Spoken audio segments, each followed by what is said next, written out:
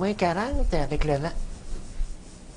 Qu'est-ce que vous faites ici, vous? Est-ce qu'on vous a invité à venir ici en ondes pendant notre conversation? Non? Bon, encore une gaffe de Mike. On est en train de jaser, là.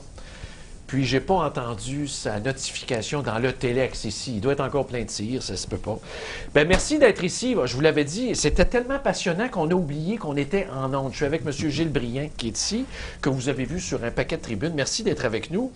Et le prétexte, ça prend une excuse. Vous le voyez ici, on vous a montré la jaquette, la couverture du livre tout à l'heure, je crois, avant la pause. Les baromètres humains, comment la météo nous influence, santé, humeur, crime, suicide, c'est assez grave. Et moi, ce qui m'a accroché tout de suite en arrière ici, on dit Gilles Briand est l'un des rares experts en biométéorologie. C'est comme deux affaires qu'on a collées ensemble. Ça veut dire quoi? En fait, le bio, c'est le vivant. La météo, elle affecte les humains, elle affecte la quantité de neige que vous avez sur votre pelouse, les températures qui vont affecter votre confort, mais aussi la météo va affecter vos humeurs, votre santé, finalement votre intérieur. Donc, on s'occupe des effets extérieurs en météorologie, mais la biométéo, elle, va s'intéresser aux effets surtout à l'intérieur. Donc, quand on disait là, de façon folklorique, là, la Lune influence les caractères, la météo, là, je lisais des bouts. Là, évidemment, je vais être honnête avec vous, je ne l'ai pas tout lu, mais je vais prendre le temps de le lire à tête reposée. On voit plein d'anecdotes, plein d'affaires. Tu te dis, bien, quand tu y repenses, c'est vrai. C'est plus que la Lune. Là, la météo, c'est direct. Ah oui, la Lune, c'est peut-être la légende urbaine la plus populaire au monde. D'ailleurs, on y a consacré un chapitre. Parce que j'ai écrit le livre avec un chirurgien. C'était très important d'avoir une personne qui connaissait bien la médecine. Parce que la météo, bon, on se contente de faire des prévisions de smog, de qualité de l'air, de tempête de neige, mais on évite de savoir l'influence, les répercussions sur les humains.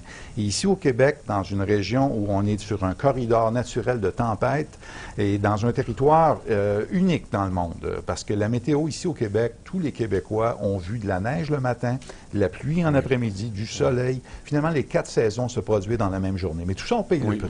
Oui. Puis quand j'étais jeune étudiant en secondaire 3, on avait un cours de géographie obligatoire, géographie du Québec, puis André Lalonde, mon prof, il dit, ici au Québec, il dit, c'est l'endroit où il y a des chocs, des changements brusques de température. Tout à fait. Puis moi, ça m'était resté, puis en vieillissant, je vois ça. Vous le dites, hier, j'étais dans ma véranda à 14 degrés, en train de prendre un verre de vin avec ma blonde, la pelouse est verte. Elle a rendu ça d'autre.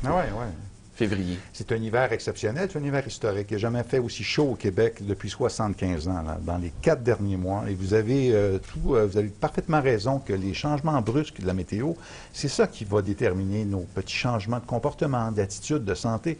Parce que la météo, en fin de compte, la pluie n'a jamais tué personne. La météo n'a jamais vraiment changé la vie de quiconque, mais les changements brusques et rapides qu'on connaît ici, au Québec particulièrement, ça rend le Québec le laboratoire idéal pour justement observer ces comportements-là qui changent. Puis ça peut être des comportements assez, tu sais, c'est pas juste, ça peut être assez lourd. Moi, ma blonde, maintenant, est rendue l'hiver, là, c'est rendu pratiquement une folie, elle est plus capable.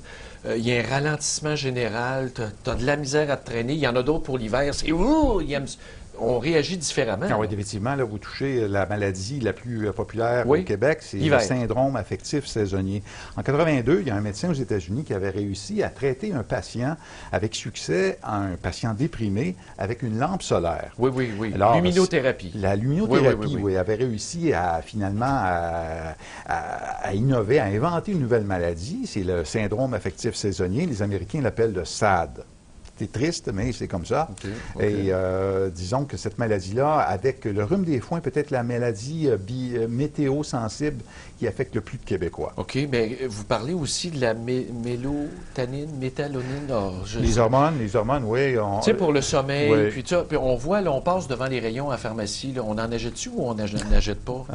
Dépendamment de votre état de santé, tous les Québécois sont en déficit de soleil en hiver. Donc, c'est très important. Donc, c'est relié à ça direct? En fait, les humeurs, oui, surtout dépressives au cours de l'hiver, c'est notre déficit en soleil et en vitamine D, parce que le soleil fabrique la vitamine D. Mais quand on va au studio de bronzage, on a beau gueuler contre les studios de bronzage, personnellement, puis je ne dois pas être le seul, là, vous autres aussi peut-être, là, je me sens bien après. En hiver, j'y vais, là, puis...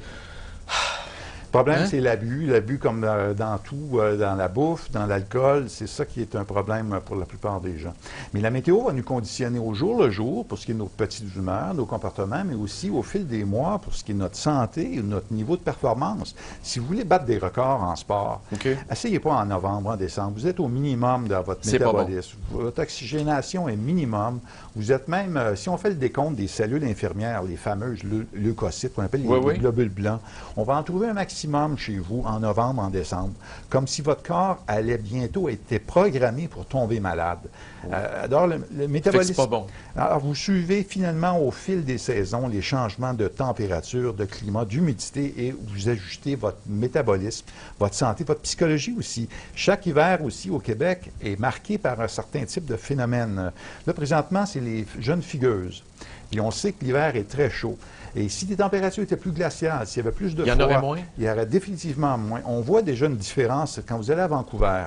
À Vancouver, les températures sont très élevées. La nuit, en hiver, 5 degrés, c'est très froid. Oui, c'est très doux. Hein? Mais vous pouvez quand même passer, vous êtes un fugueur ou un itinérant, vous pouvez passer l'hiver à l'extérieur sans problème. Ici, au Québec, à Montréal, c'est inutile de quand les températures sont près de moins 15, moins 20, vous ne pouvez pas composer avec ces températures-là, ces conditions-là. On le voit, ça marque vraiment le climat, le tissu social des villes.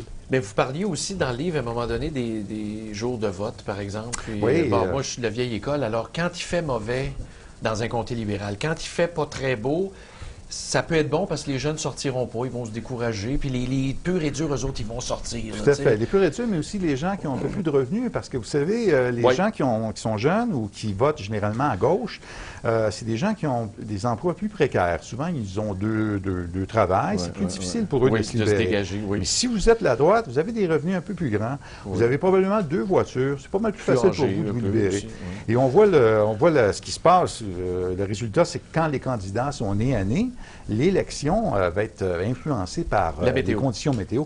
On l'a vu en l'an 2000 aux États-Unis. Al Gore avait perdu la Floride aux mains de Bush. Pas grand-chose. Ben oui, pas grand-chose. Et tout s'était passé en Floride ce jour-là. Si Gore avait gagné la Floride, il aurait eu la présidence. D'ailleurs, on avait accusé Bush d'avoir volé la présidence. Il y avait eu la question du vote électronique qui avait joué aussi contre lui, mais surtout le nord de l'État de la Floride avait connu beaucoup de pluie le jour de l'élection.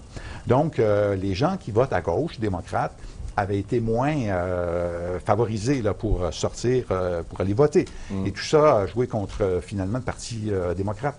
Ouais, là, je ne sais pas. On va prendre une petite pause. C'est l'heure, mes amis, parce qu'après, je vais vous parler. Imaginez-vous donc, moi, étant le porte-parole national, c'est pas rien, là, de la rage au volant.